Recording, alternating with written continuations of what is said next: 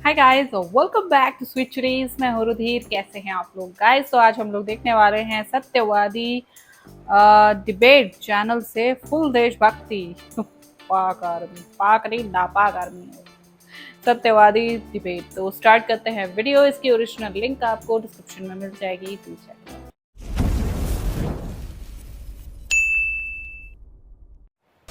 इतनी प्यारी लड़की से कोई दुश्मनी कैसे कर सकता है? ये मत भूल कि दुनिया की नजरों में तू आतंकवादी है। दुनिया की नजरों में नहीं, तू रियली में है आतंकवादी। प्रेम कहानी नहीं होती। एक कदम की दूरी और हम पाकिस्तान में हैं। इतनी खुशी तो उधर ही रह जाना। India, welcome to India. मेरा वतन, जय हिंद। ये अगर हमें डराने की कोशिश कर रहे हैं, हम तो हालत जंग में काफी अरसे से हैं। हमारी फौज तो इतनी ट्रेंड हो गई है कि ये तो मुकाबले ही नहीं कर पाएंगे हमारा। सही बात है, कितनी ट्रेंड है। वाह। आ रहे हैं आपको, ये कच्चे फौजी थे, ठीक है, 71 की जंग में, और ये मजदूर हैं। तो 71 की जंग इन्होंने लड़ी है, मुकम्मल जो है वो ट्रेनिंग दी गई थी। बाबा जी बहुत है ट्रेनिंग इतनी। ये लड़ेंगे इंडिया सबसे से। इम्पोर्टेंट चीज थी कि मान नहीं रहे थे कि पाकिस्तान ने राफेल्स गिराए, लेकिन नाना करते मान गए। इंडिया पाकिस्तान के बीच वॉर हुई। पाकिस्तान का मीडिया, उनके मंत्री, नेता, एयरफोर्स, आर्मी सब कह रहे हैं पाकिस्तान की जीत हो गई। उनकी किताब में हमेशा वही जीतते हैं, शायद तभी इतने मेडल्स हैं। हाँ, सही बात है, पाकिस्तान की जीत तो हुई है, पर सिर्फ सोशल मीडिया। सही कसर जो थी वो पाकिस्तान की आर्म्ड फोर्सेस वाली अंग्रेजी ने खत्म कर दी। हाँ, मतलब पाकिस्तान की अंग्रेजी तो आप जानते हो यार, या तो विन है या लन है। ठीक है, अंग्रेजी एक भाषा होती है, लेकिन इतना विन, लन और आर्म्ड फोर्सेस, ये थोड़ा सा हैरान कर देती है। और क्या गुंडा बनेगा रे तू? जब आप ऑलरेडी सेंटर ऑफ ग्रेविटी करके आए हो, तो उसके बाद आर्म्ड फोर्सेस वाली अंग्रेजी जो है वो केक पर चेरी होती है। विन और लन के बाद पाकिस्तान में आर्म्ड फोर्सेस। पाकिस्तान में फौज नहीं, मीम फोर्स है। हाँ, मतलब लोगों ने कहा कि पाकिस्तान के पास आर्म्ड फोर्स है, इसीलिए हर साल वो एक अंडा देते हैं जब भी युद्ध होता है। मैं नहीं मानता। पाकिस्तान आर्म्ड फोर्सेस को आर्म्ड फोर्सेस थे। वाइस मार्शल यही औरंगजेब साहब जो है यही कह रहे थे। लोगों ने कहा ठीक भी है, आर्म्ड फोर्सेस मतलब वो फोर्स जहां पर जो है वही तो बोलेंगे यार। वो सच्चाई तो बोल रहे हैं, क्या वो है सच्चाई तो बोल रहे हैं। सरेंडर कर दिया जाता है। अपनी फोर्स का सही नाम तो ले रहे वो।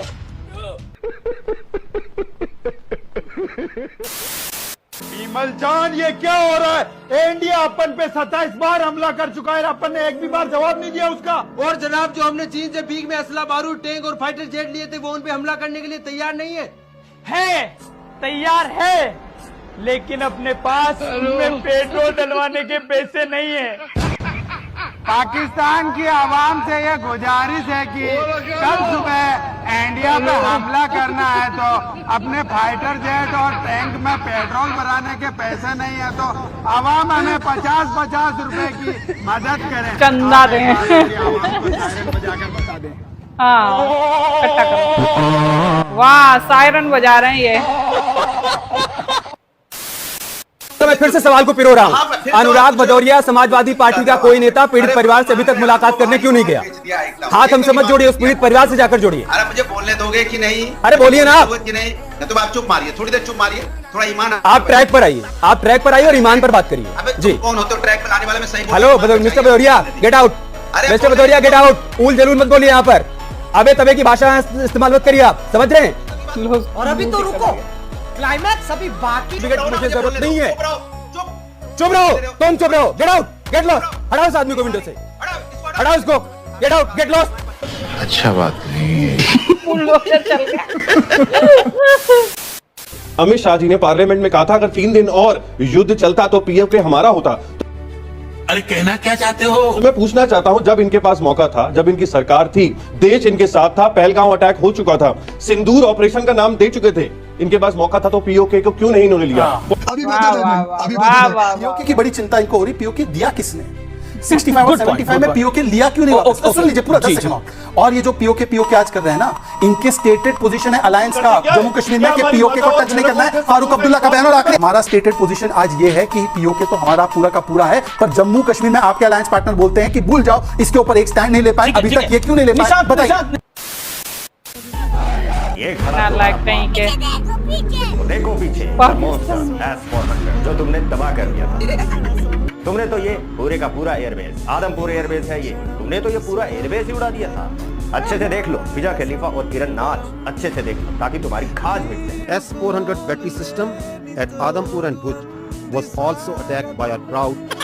Identifying S-400, attacking them is a easier part than identifying it on ground. अच्छा बेटा, Narendra Modi S-400 missile system अपने पीछे खड़ा कर। ओ क्या बोले जा रहा है? नरेंद्र मोदी के आगे भी तो खड़ा है एक S-400। सच बताइए, आपको ट्रंप पर विश्वास है कि आपको भारतीय सेना पर और देश के प्रधानमंत्री पर? ये पहले तो हम रूबिका जी ये स्पष्ट कर देते हैं कि भारतीय सेना और देश के प्रधानमंत्री नरेंद्र मोदी दोनों अलग अलग। आप कह रही हैं कि सेना और प्रधानमंत्री दोनों अलग है, तो फिर आज से आप ये कहना बंद कर दीजिए कि 1971 में इंदिरा गांधी के दम पर पाकिस्तान के 2 टुकड़े हुए थे। फिर कहना छोड़ दीजिए इस बात को और कहिए भारतीय सेना की वजह से, सैम मानेकशॉ की वजह से ही भारत ने जो है पाकिस्तान के 2 टुकड़े किए थे। आज ही इस पर फुल स्टॉप लगा दीजिए अगर आप कह रही है देश का प्रधानमंत्री और सेना अलग है तो। क्योंकि आप लोग क्या करते हैं, जब कोई दम वाली बात हो तो आपके पार्टी के नेताओं ने किया है, और यहां अगर वैसे दम वाली बात आ जाए तो आप निगत और कांग्रेस क्या करती है कि नहीं ये मोदी का काम नहीं है, तो सेना का काम है। नहीं, it's a joint effort, political will और विल पावर और स्ट्रेंथ, ये एफर्ट है जो दिखाई दे रहा है। ये वही तो मतलब यार, पहले जो मैं सच बताऊं तो मिस करती हूँ अपना जो आजादी के जस्ट बाद वाली कांग्रेस थी, ठीक है। उसमें बहुत सारे ऐसे नेता थे, बहुत सारे लोगों का ऐसा विजन था जो हमारे देश को कहां से कहां तक पहुंचा सकता था, ठीक है। मैं बहुत सारे नेताओं की बात कर रही हूँ, सबकी नहीं। उस कांग्रेस को मैं मिस करती हूँ सीरियसली। लेकिन आज की जो कांग्रेस है ना साहब यार, मतलब क्या किन किन लोगों को भर्ती कर रखा है यही नहीं पता भाई। फैक्ट पे बात ही नहीं करते, कभी वही अपना लीपा पोती करते हैं हमेशा। आए दिन राहुल बाबा जी वो कुछ ना कुछ ऐसा स्टेटमेंट दे देते हैं कि यार जनता मतलब किसी दुनिया में किसी का खून खौल जाए कि ये क्या है ये अपने ही देश के खिलाफ बोल रहा है, क्या है ये, ठीक है। तो वही चीज है यार, हम अपने देश के साथ क्यों नहीं खड़े रह सकते हैं?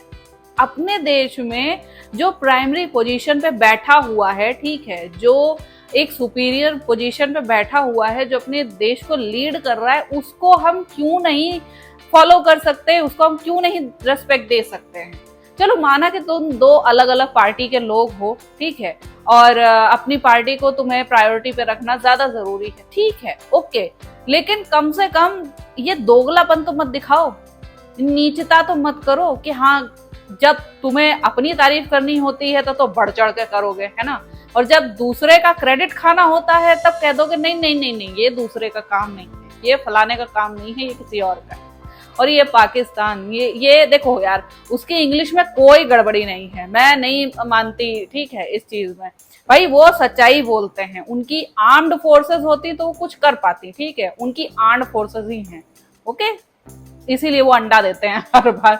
और वो जो विन और वाली जो बात है, ठीक है, वो वही करते हैं, इसीलिए उनकी इंग्लिश में कोई फर्क नहीं है। हम कहते हैं ना this is British English, this is American English, और ये इंडियन इंग्लिश है, ठीक है, मतलब एक्सेंट के मामले में बोलते हैं ब्रिटिश एक्सेंट है, अमेरिकन एक्सेंट है, और ये इंडियन एक्सेंट है, क्योंकि टोटली अलग होता है, ठीक है, हमारा प्रोनाउंसिएशन पूरा होता है। तो ये जो है, ये जो हम आजकल नए नए शब्द सुन रहे हैं ना पाकिस्तान की तरफ से, ये पाकिस्तानी इंग्लिश है, इंग्लिश, ठीक है, ये पाकिस्तानी इंग्लिश है। तो इसलिए वो छोड़ दो, ओके, उनकी इंग्लिश उन्हीं पे छोड़ दो, हमें उससे डिबेट करने की, लड़ने की कोई जरूरत नहीं है। जहां लड़ना था हम वहां बखूबी लड़े हैं और प्राउडली जीत कर आए हैं, ओके। सो मैं मिलती हूँ नेक्स्ट वीडियो में। आई होप आप लोग को रिएक्शन पसंद आया होगा। बाय।